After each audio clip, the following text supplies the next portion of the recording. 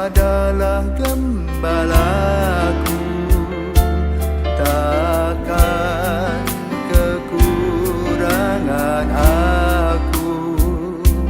Dia membaringkan aku di padang berumput.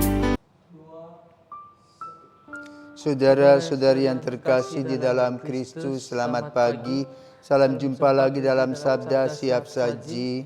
Jumat 25 Oktober 2024, hari biasa, pekan ke-29. Marilah kita berdoa dalam nama Bapa dan Putra dan Roh Kudus. Amin. Allah Bapa sumber kesatuan sejati, Engkau mengantar kami pada persatuan dengan Kristus.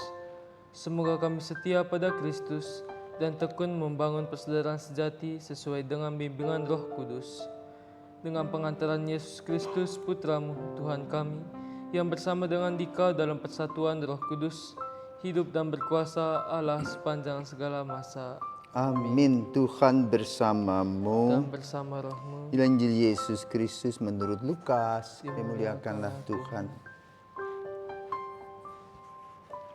Pada suatu ketika Yesus bersabda kepada orang banyak, "Apabila kalian melihat awan naik di sebelah barat, segera kalian berkata, akan datang hujan." Dan hal itu memang terjadi. Dan apabila kalian melihat angin selatan bertiup, kalian berkata, hari akan panas terik. Dan hal itu memang terjadi. Hai orang-orang munafik, kalian tahu menilai gelagat bumi dan langit. Tetapi mengapa tidak dapat menilai zaman ini? Dan mengapa engkau tidak memutuskan sendiri apa yang benar? Jika engkau dengan lawanmu pergi menghadap penguasa, berusahalah berdamai dengan dia selama di tengah jalan.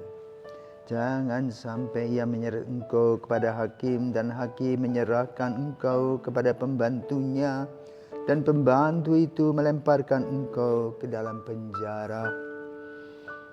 Aku berkata kepadamu, engkau takkan keluar dari sana sebelum melunasi hutangmu.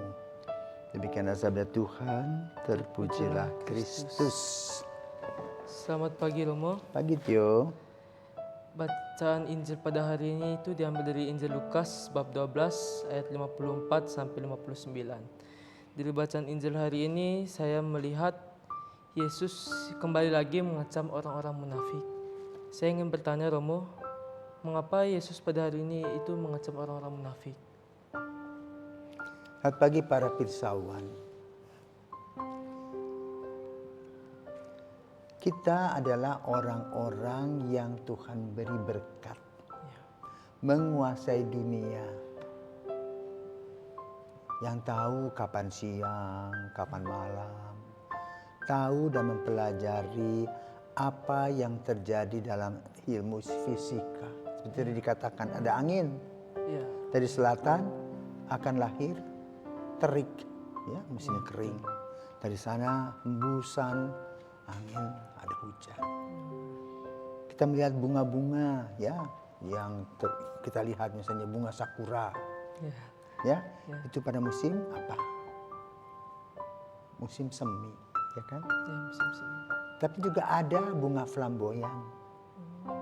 Itu terjadi pada saat musim ujung musim hujan dan lahir musim panas. Jadi boleh katakan kita diberikan anugerah oleh Tuhan dengan menggunakan otak kita. Yang rumit otak ini. Tetapi justru itulah yang membedakan manusia dengan makhluk lainnya. Kita bisa melihat fenomena, gejala-gejala. Misalnya kalau kamu mau flu, apa yang terjadi? Hidungnya mampet, hacing-hacing. Lalu kamu mandi main hujan? Tidak, makin sakit, ya. Dibalut pakai minum air jahe lah, obat inilah itulah, dikerudung ya, air panas dan sembuh. Nah, itu manusia menemukan, maka manusia selalu sebagai seorang yang riset, ya, terus mencari dan mencari yang terbaik, ya. Zaman dulu belum ada gadget, Ya. nggak kenal. Ya, juga sound system belum ada. Orang teriak-teriak. Sekarang dengan kecil diperbesar bisa. Wah, bisa juga misalnya kalau kita lihat konser, sound systemnya luar biasa. Nah ini fenomena perubahan atau perkembangan teknologi semakin canggih dan kita tahu. Nah, sekarang Yesus katakan, loh, kamu tidak bisa mengukur dirimu sendiri. Yang mana yang benar, yang mana yang kurang benar. Yang mana baik, yang mana tidak baik.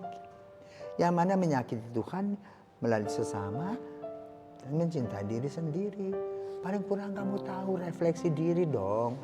Gitu. Kenapa diberikan Tuhan kesempatan?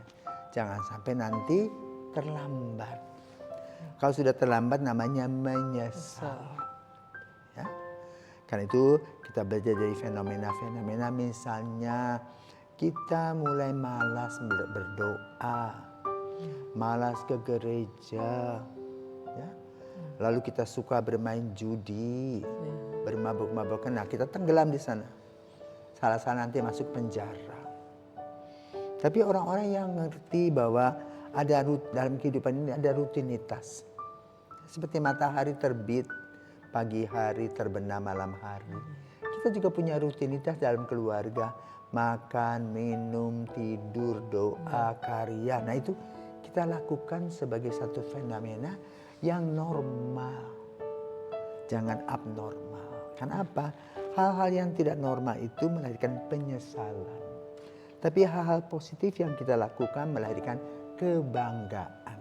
Mana yang dipilih?